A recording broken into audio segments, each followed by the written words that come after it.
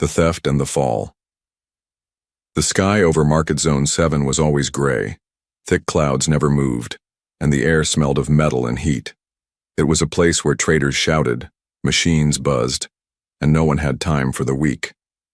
Zara stood at the edge of the market, her thin fingers shaking under her tattered cloak. Her body was cold, her stomach burned. But worst of all, her little son hadn't eaten in 2 days. She looked back down the alley where she had left him wrapped in a cloth, sleeping on a metal crate. He looked so small, too small. She pulled the cloak tighter, trying to hide her pale alien skin. Her kind weren't allowed here without a permit, and she didn't have one. She had nothing, except one goal: steal food, or her child would die. Zara's golden eyes scanned the crowd. Her heart pounded as she spotted a food stall.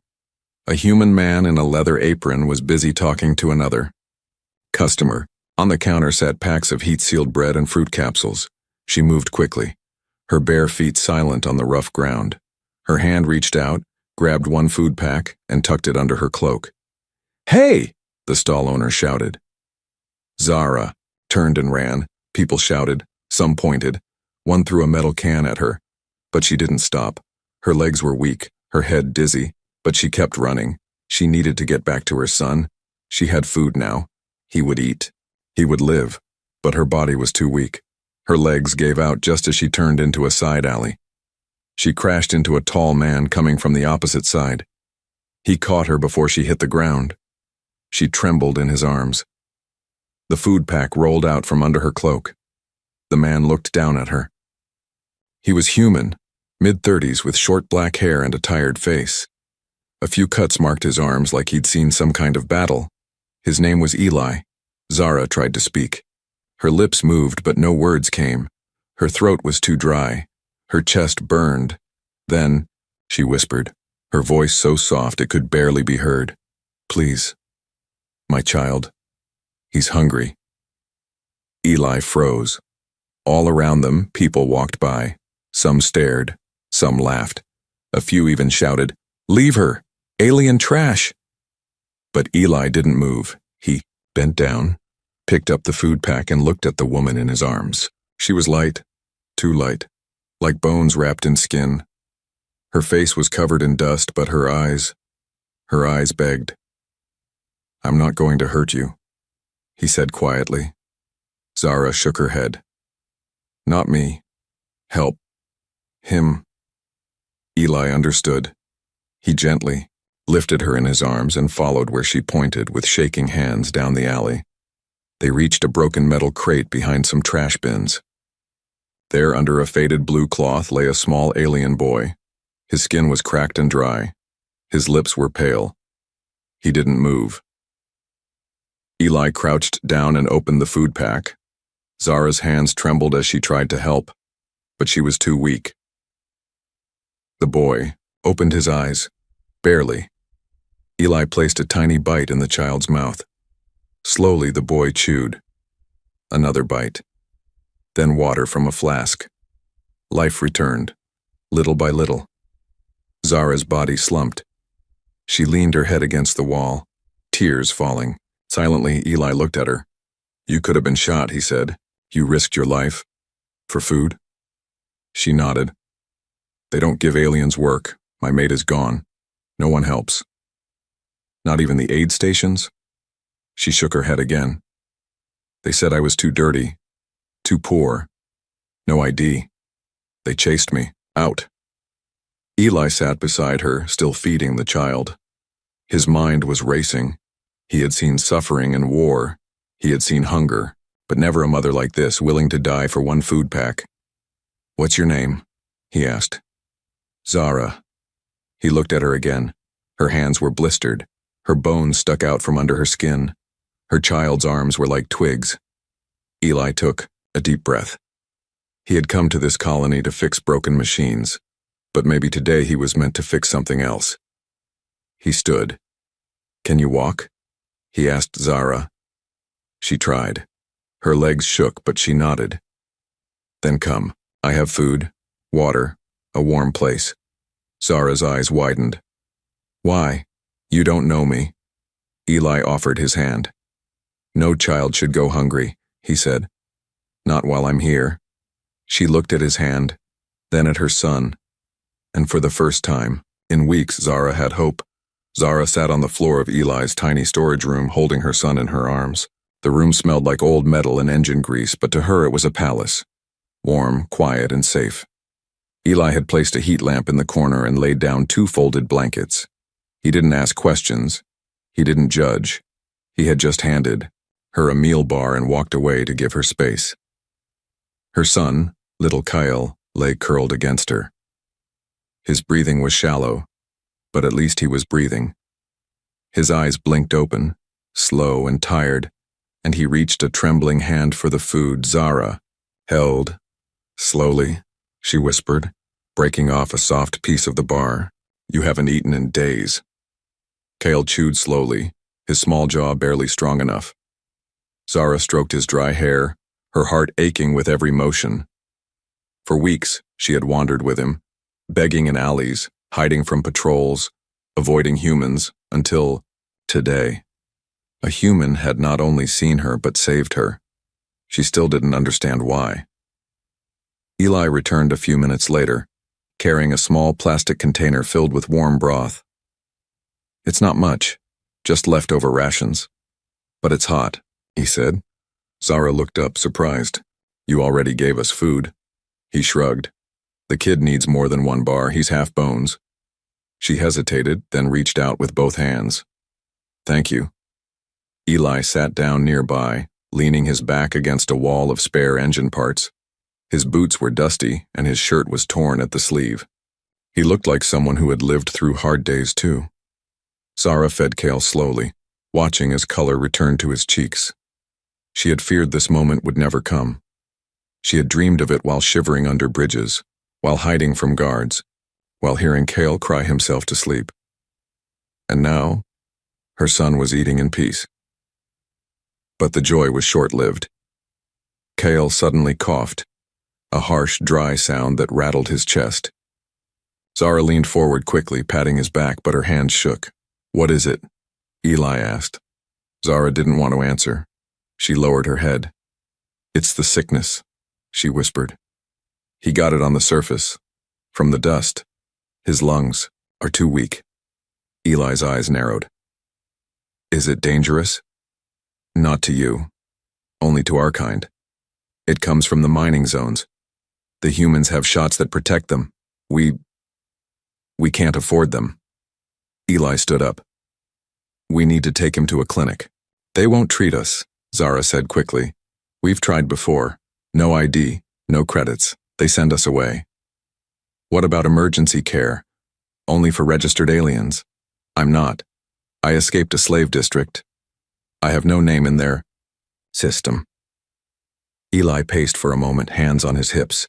He looked at Kale, whose little body now rested against Zara's chest, too tired to cry. "Then we'll find another way," he said. Zara blinked. "Why are you helping me?" "I tried to steal from your people." "You didn't try to steal," Eli said softly. "You tried to save your child, there's a difference." His words were simple, but they cut deep into Zara's chest. No one had ever said that to her. No one had ever looked past her skin, her alien features, or her ragged clothes. No one had seen her as a mother, but Eli did. He walked over to a locked cabinet and pulled out a small crate. Inside were a few sealed vials and medical tools. "I don't have much," he said, setting the crate on the floor, "but I worked field med during the Earth Colony War. Maybe I can help." Zara's eyes filled with tears. "Please. Anything." Eli checked Kale's pulse, looked into his eyes, and cleaned his cracked lips. He gave him a small dose of rehydration, fluid, then gently applied a healing patch to his chest. It wouldn't cure the sickness, but it would ease the pain. Kyle relaxed, falling into a real sleep for the first time in days. Zara clutched his hand, her own fingers still trembling. Eli didn't say anything. He just cleaned up his tools and returned to the far corner. After a while, Zara spoke again. "I thought humans were cruel," she said quietly. "That they didn't care about us." Some don't, Eli admitted. But some do. She turned to look at him. Why are you different? He didn't answer at first, then he looked her in the eye. Because once I was starving too, he said. And someone gave me bread. That's all it takes to change a life. Zara felt something inside her break. The fear, the pain, the shame, it all melted for one moment, and in its place a fragile hope began to grow. The next morning the sun didn't rise, because on this mining colony it never did. The sky always stayed dull and dim. But inside Eli's small room, something had changed. Cale was still asleep, wrapped safely in Eli's extra blanket, and Zara was awake, sitting near him, watching every breath her son took. She didn't sleep that night, she couldn't. Her mind was filled with questions and guilt. Eli brought warm water and sat across from her, careful not to wake the boy. He looks better, Eli said softly. Zara nodded. The patch helped. There was a pause. Eli looked at her carefully. You said you escaped a slave district. You want to tell me what really happened? Zara looked away. Her fingers clutched the edge of the blanket like it was her last shield. She had kept her story hidden for so long. But now, this human had fed her, protected her, and healed her child. He deserved to know. So she spoke, her voice soft, each word heavy. I was born on a green world called Velmara. My people lived in the trees. We never needed machines. We grew everything from the soil. We sang to the sky and believed in kindness. But then, the humans came. Eli frowned, but stayed silent. Not you, Zara added. Others. Soldiers, businessmen. They said they came to trade, but they brought war. They wanted our crystal mines. We tried to resist, but we had no weapons. They burned our villages. Her voice cracked, but she kept speaking. They took the strong ones and branded them. I was 16 when they caught me. I worked in the factories for 5 years. We were not allowed to speak, not allowed to rest. If we cried, they punished us. Eli's fists clenched at his sides. He had heard stories of the old wars, but nothing this cruel. One day a man helped me escape. He was an alien like me. He became my mate. We ran, we hid. We made it to another colony. We lived quietly, until he died in a mining accident. Cale was only a baby. She paused, blinking back tears. I went to the shelters, but when they saw I had no ID, they called the patrols. Said I was a runaway. I ran again, with my baby in my arms. I've been running ever since. Eli exhaled, slowly. You've never stolen anything before? Never, Zara said firmly. I begged. I worked where I could. But when Cale got sick, I had no choice. I tried everything. No one helped. No one even looked at me. Until now. Eli looked at her differently now. Not as a thief, not even as just a mother, but as a survivor. She was strong. I'm sorry, he said. Zara blinked. Why are you sorry? You didn't do those things. I didn't stop them either, Eli said. I was a mechanic on Earth warships. I fixed things. I never asked what they were used for. But now, I wonder. There was a long silence between them, filled with memories and regrets. Then Zara asked, Why are you here, Eli? You don't seem like the others. He smiled faintly. I lost my family during the last civil war. I came here to escape the pain. I thought if I kept fixing machines and staying quiet, the past wouldn't catch me. Zara nodded. I thought the same. But pain follows. He looked at her again, and for a brief moment, they both saw something familiar in each other. Two people lost in a galaxy that had broken them, trying to hold on to something small and good. Zara reached for Cale's hand. He's all I have. If he dies, I have no reason to keep running. Eli stood up and walked to the storage shelf. He took out a small black bag and placed it in front of her. What's this? She asked. Credits. Not much, but enough for medicine and a new ID, if you know where to look. Zara stared at the bag, shocked. I can't take this. You can, he said, and you will. But this is everything you own. Eli shrugged. Then I'll start over. You already did. Zara covered her mouth with her hand, overwhelmed. She had never met anyone like him. A man who would give everything, not for love, not for reward, but just because it was right. You don't even know me, she whispered. I know enough, Eli replied. You're a mother. That's all I need to know. And for the first time since the invasion of her homeworld, Zara felt something warm rise inside her. Not fear, not guilt, but trust. And that trust would change everything. That night, the wind outside Eli's shelter blew hard, carrying sand and cold across the colony's broken streets. Inside, Zara sat beside her sleeping son while Eli fixed a broken circuit board on the table. The tiny sparks lit the shadows, and the smell of solder filled the room. Zara watched in silence, thinking deeply. The credits Eli gave her sat untouched, beside her. She hadn't moved them. It felt wrong, like touching someone's soul without permission. That money was everything he had, and yet he had offered it like it meant nothing. Why do you do this? She finally asked. You risked your home, your food, even your future for us. Eli didn't look up. Because someone has to. But you don't even know if Cale will survive. I believe he will. You haven't given up on him, so I won't either. Zara's eyes lowered. What if I told you there was another way to get medicine, faster than buying it, but dangerous? Eli's hand paused mid-solder. He slowly set the tool down. What kind of way? Zara hesitated. Then she stood, walked to a small bundle hidden in the corner, and unwrapped something from within. It was a tiny shard of glowing blue crystal, smooth, sharp, and pulsing softly. Eli's eyes widened. That's Velmarite, he said. Illegal crystal, highly radioactive. Where did you get that? I took it before I escaped, Zara said, softly.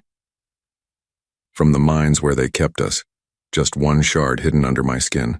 It's worth thousands. Eli stared at her.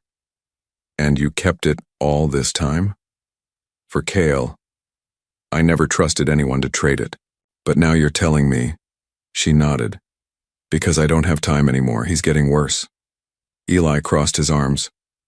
Who do you plan to sell it to? There's a broker, a man named Sarn. He deals in black market medicine, but he's dangerous. He wants something in return. Eli didn't like the sound of that.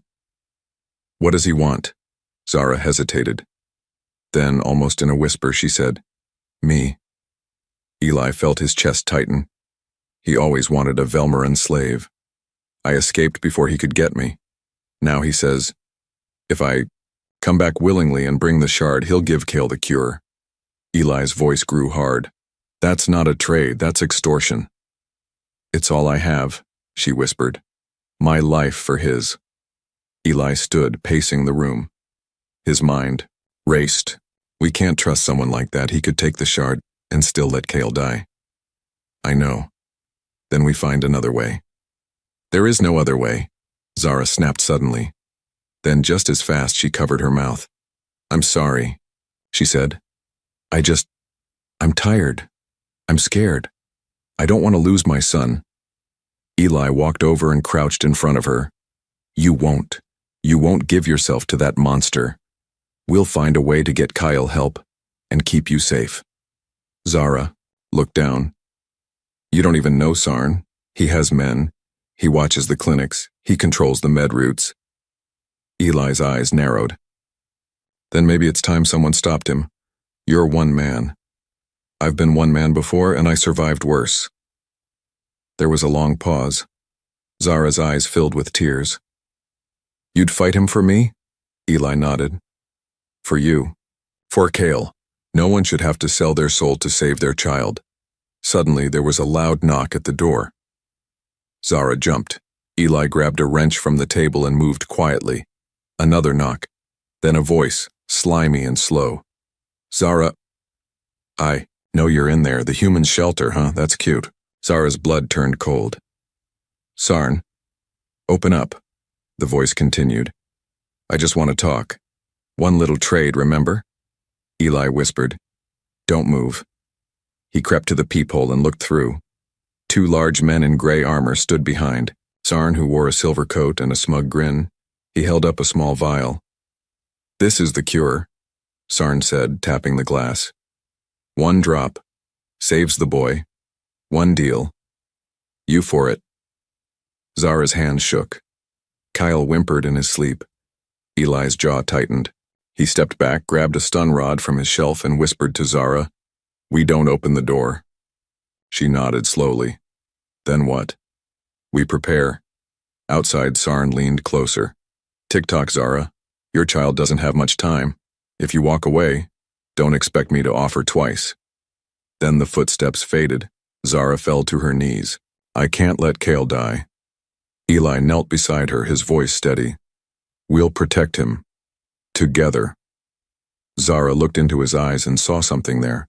Something no slaver, no guard, no beggar had ever shown her before. Not pity, not fear, but fire, and with that fire came a plan. Eli didn't sleep that night. While Zara lay on the floor beside Cale, holding her child close, Eli sat near the door with a tool in one hand and a plan growing in his mind. The memory of Sarn's smug face haunted him. The way he waved the medicine like a prize. The way he spoke Zara's name like she was property. He knew one thing for sure now. Zara would never walk into Sarn's trap, not while Eli was alive. As dawn crept into the sky, Eli packed a small satchel with his identification, chip, his land rights documents, and a small pouch of tech parts. Everything that made him a legal citizen of the colony. Everything that gave him value. Everything he owned. Zara stirred. Where are you going? Eli didn't look at her. To the Black District. I'm going to trade. Her eyes widened. You can't. You'll be arrested just for going there. I won't be if I go through the scrapyard path. Sarn's men use it to smuggle. I'll pretend I want to sell equipment. She stood, panicked. You can't face him alone. You don't know what he'll do.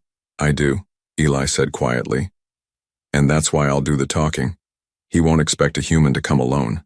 He'll think I'm greedy. He'll listen. Zara reached out and grabbed his arm. Don't give him the crystal. It's all we have left if this fails. I'm not trading the crystal, Eli said. I'm trading something he values more. She stared at him, confused. Eli looked into her eyes and said softly, My freedom. Zara gasped. No. He nodded. If I give him my ID, he can forge it, sell it, use my tech license. That's worth more than you or the crystal in the black markets. He gets what he wants. You and Cale get the cure, and you stay safe. But you'll lose everything. I'll still have my hands, my brain. I can fix things, start over. Zara stepped back, shaking her head. I won't let you destroy your life for us. Eli smiled gently. You already did that for your son. Now it's my turn. She opened her mouth to argue, but the words didn't come. Her heart screamed no, but something deep inside her believed in him, trusted him. She hugged him tightly, holding on to him like he was her last anchor in a storm. Just come back. I will, he whispered. With the cure, Eli slipped through the scrapyard's twisting metal paths, crawling past rusted ships and broken bots. Sarn's hideout sat beneath a ruined dome, lit by dim red lights, guarded by 2 armored men. He stepped out of the shadows and raised both hands. I'm here to make a deal. Sarn looked up from his seat inside. Ah, the human. Zara's new pet. What brings you here? Eli stepped forward calmly. You said you wanted value, something better than a runaway slave and a crystal? I've got it. Sarn leaned in, amused. Do tell. Eli placed his satchel on the table. He pulled out his identity chip, laid it flat. Then the land rights. Then his trade license. Sarn's eyes lit up. You're giving me your entire life? He said, almost laughing. In exchange for the boy's cure? Eli said firmly. No, tricks. You give me the vial. I give you my legal self. You can become Eli Ward if you want. Or sell it to someone else. I don't care. Sarn picked up the chip and examined it. His smirk faded. You're serious? Yes. Sarn narrowed his eyes. You could just take the vial and run. Eli smiled coldly. You have guards. I'd be dead before the second step. Sarn tossed the chip in his hand. Why do you care about that alien girl? She has more courage than you ever will, Eli said quietly. And her son deserves to live. Sarn studied him for a long moment, then finally held up the vial. Deal. He dropped it into Eli's hand. Eli turned to walk away, but just before the door, Sarn called out, You gave everything. She better be worth it. Eli didn't answer. He walked away without looking back. When he returned to the shelter, Zara saw the vial in his hand and ran to him. You got it, she cried. He nodded, smiling, tired. She looked past him. Where's your ID? Your badge? He didn't speak. Her face changed. You did it, didn't you? You gave it all. Eli nodded once. It was the only way. Zara fell to her knees. Her tears fell silently, but her hands held the vial tightly. She gave the first dose to Kyle, who blinked weakly. But this time, a spark returned to his eyes. Eli leaned against the wall, exhausted. You didn't have to, Zara said softly. I know, he replied, but I wanted to. She stood, walked to him, and placed a gentle hand on his cheek. You're not just a man, Eli. You're the miracle I prayed for. He smiled faintly, but his eyes closed. And in that small, dusty shelter, something stronger than fear grew. Zara had always known fear. She had lived with it since her youth. Fear of patrols, fear of hunger, fear of being hunted. But now, something new burned inside her. Not fear, not helplessness, but rage. Quiet and fierce. 3. Days had passed since Eli gave up his life for hers and Kale's. Since then, Kale's health had improved. His eyes were brighter, his cough weaker. He could sit up now, even whisper words again. But Eli, he was not the same. Without his identity chip, Eli was nothing in the eyes of the colony. No ID meant no work, no rights, no protection. Already, he had been stopped twice by security drones. If Zara hadn't been beside him, holding Kale and playing the family card, they might have dragged him to the detainment cells. But that wasn't the worst part. The worst part came when Sarn returned. It was late evening. Zara had gone out with Kale to get fresh water from the purifier station. Eli stayed behind to repair a broken heater unit, something to trade for food. When Zara returned, the shelter door was wide open. Her heart dropped. Kyle clutched her side. She rushed inside. The small lamp was overturned. Tools scattered. And Eli, he was on the ground, a bruise swelling across his face. One of Sarn's men stood behind him holding a stun baton, and there was Sarn sitting comfortably on Eli's stool, his silver coat shining in the dim light. Well, well, he said with a smile. Look who finally decided to come home. Zara's body moved before her mind could even react. She stepped in front of Eli, placing herself between him and the thugs. Leave him alone, she said, her voice low but steady. Sarn raised an eyebrow. Now that's new. The quiet alien girl finds her voice. How touching. Eli groaned behind her. Zara, don't. But she didn't move. You made a deal, she growled. You got what you wanted. The shard, his identity, his future. Now get out. Sarn stood slowly, amused. But see, that's where things get tricky. The ID didn't work the way I expected. There's a block on it, some kind of moral code. This fool added a failsafe. Useless to me now. Zara glanced, back at Eli. He was bleeding but conscious, and despite the pain he gave her a small nod. He had tricked Sarn. You filthy! Sarn spat and slapped Eli hard across the face. Zara snapped. She handed Kale the water canister and pushed him behind, a broken wall divider. Don't come out. Then she stepped forward and grabbed the metal rod near the heater. Sarn's men laughed. "What are you going to do with that?" She didn't answer. Her grip tightened. "Touch him again," Zara said, her voice sharp. "And I will show you what a mother can do." Sarn smirked. "You're just a slave girl." "Not anymore." She swung the rod, fast and wild. It cracked across one thug's knee. He screamed, collapsing. The other rushed forward, but Zara ducked and shoved the heater into his chest, burning him. Eli forced himself up, grabbing the stun baton off the floor.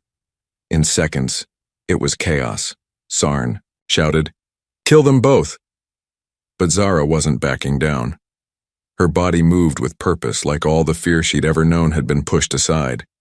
She fought like someone who had nothing left to lose. Eli struck the last guard with the stun baton. The man dropped instantly, twitching. Sarn backed into the wall, pale now. "You're making a big mistake," he warned. Zara stepped forward, blood on her sleeve, fire in her eyes. "No, the mistake was thinking I was weak." Eli raised the baton toward Sarn. "Get out, now." Sarn scowled, but he knew defeat. He spat on the ground and stormed out, dragging his men behind him. Silence returned to the shelter. Zara dropped the rod and ran to Cale, hugging him tightly. He was safe. Then she turned to Eli, helped him sit, and wiped the blood from his chin. "You shouldn't have fought," he whispered. "You shouldn't have given up your name," she replied. He chuckled, wincing. "We're both too stubborn." Zara looked at him with deep, quiet eyes. "No, we're both something more now." "What?" "Family." She touched her forehead gently to his. "You saved us. Now I will protect you. I don't care if you're human. I don't care if the whole colony hates me for it. You are ours." Eli smiled through the pain. "Then we protect each other." In that cold, broken shelter, the bond between a once-hunted alien mother and a nameless human man became something stronger than survival. It became love. Not the kind of love born in comfort, but the kind that forms in fire and never breaks. Days passed. The sky over the colony stayed gray, but inside Eli's little shelter something was different. The air no longer felt cold, even though the heater barely worked. The silence no longer felt lonely, even though the walls were still cracked. For the first time in a long time, life was growing inside those walls. Not just survival, but something deeper. Zara now smiled when she woke up, her first smile in years. Every morning she checked on Cale, brushed his tiny braids, and kissed his forehead. His cheeks were no longer hollow. His eyes were bright, curious again. He laughed when Eli told stories and followed him around like a shadow, asking about tools and wires. He even called him Uncle Eli. But Zara had seen the way Eli looked at them, like they were more than just guests, like they belonged to each other now. And deep in her chest, something warm stirred whenever he smiled back. One afternoon, as Cale played with spare bolts on the floor, Zara sat across from Eli near the small cooking plate, stirring broth. "I've been thinking," Eli said, his voice gentle. "You shouldn't stay hidden forever. Cale's going to need real schooling. Safety, a future." Zara nodded slowly. "I know, but with no ID, we can't even walk into a market without risk. We still don't exist." Eli reached into a drawer and pulled out something, 2 shiny cards freshly printed. Zara stared. "What is this?" "New identities. Legal ones," Eli said. "I traded half my tools to a contact in the outer sectors. Took weeks to arrange." Zara picked up the first card. It read, "Zara Vell, citizen, status refugee protected," and beside it a small photo of her, taken while she wasn't looking. The second card read, "Cale Vell, dependent." Her hands trembled. "You did this for us?" "For us," Eli corrected. "Because I don't want to keep hiding either." Zara's voice cracked. "I don't have anything to give you in return." "You already gave me something," he replied, smiling. "A reason to stay alive." That night they ate together like a real family. and for the first time Zara let her heart rest. She didn't flinch at shadows. She didn't worry about tomorrow. She just watched Eli and Kale laugh over burnt bread and felt whole. But the galaxy was always watching. 2 days later, a council drone landed outside their shelter. Zara froze. Eli stood protectively in front of them as 2 officers stepped out, both human. "Are you Eli Ward?" the lead officer asked. Eli nodded slowly. "You're being summoned to the local council for questioning. Come peacefully." Zara's heart dropped. "What did they find?" Eli looked at her and smiled calmly. "Don't worry." At the council hall, the room was silent as Eli stood before 3 human leaders and 2 alien representatives. Zara sat behind him, holding Kale's hand tightly. The lead counselor spoke. "We've reviewed several reports. One from a slaver, named Sarn, one from your former employer, and one anonymous file, showing your decision to give up your legal identity to save 2 undocumented aliens." Zara's head lowered. Her heart raced. "You broke the law," the counselor continued. "You traded government documents, protected fugitives, hid an unregistered minor." Eli remained still. "I did what was right." The room was quiet, for a long time. Then the alien representative, a gray-skinned elder woman with golden eyes, leaned forward. "You risked your entire life for a child who wasn't yours." "Why?" Eli answered, simple and sure. "Because he should have a future, and because his mother is braver than any soldier I ever knew." The alien woman smiled faintly. She looked at the others and said, "That is what peace should look like." The counselor cleared his throat. "After full review, the council grants full refugee status to Zara Vel and Kale Vel, with protection under the Human-Alien Coexistence Act. Mr. Ward, you will be reinstated as a citizen with your new household, if you accept them as your family." Zara's eyes widened. "Family?" Eli turned around slowly and walked toward her. He knelt before her and Kale. "You don't have to say yes," he said, voice soft. "But if you want, I'd be proud to be your partner, to help raise Kale, to be your home." Zara stared at him, tears falling freely now. She didn't wipe them. She didn't look away. She just nodded. "Yes," she whispered. "You already are."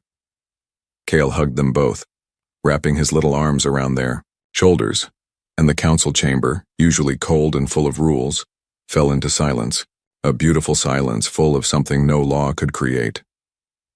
Family. Weeks later, Eli fixed his heater again. Kyle helped by handing him tools while Zara made tea on the stove. Their home wasn't fancy, but it was warm, safe. Zara stepped out into the sunless air, watching ships land in the distance. Other refugees were arriving now, drawn by whispers of a human who had opened his door and an alien mother who had stood tall. She turned to look at her boys inside. She had stolen food once to save her child, but in return she had found a future and love.